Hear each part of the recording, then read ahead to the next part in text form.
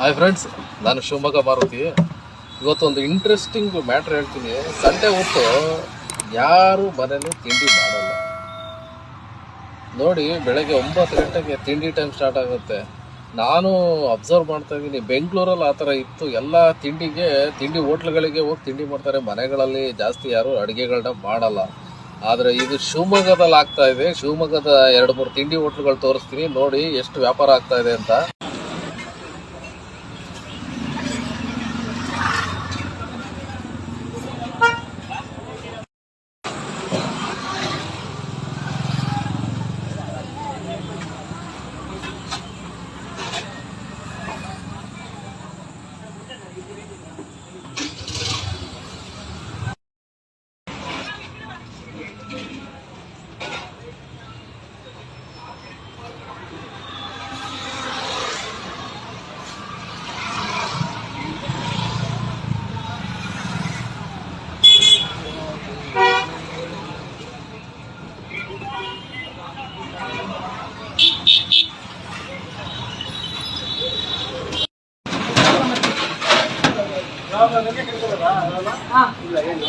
mushroom का type पूरी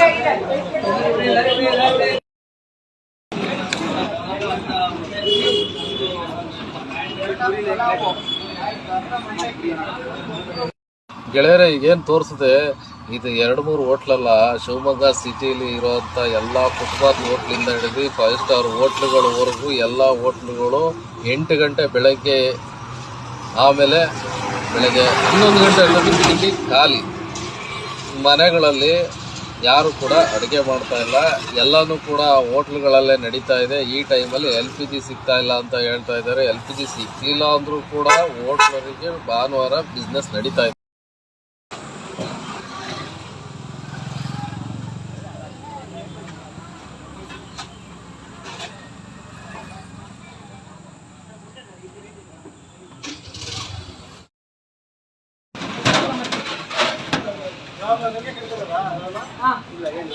mushroom का टाइप पूरी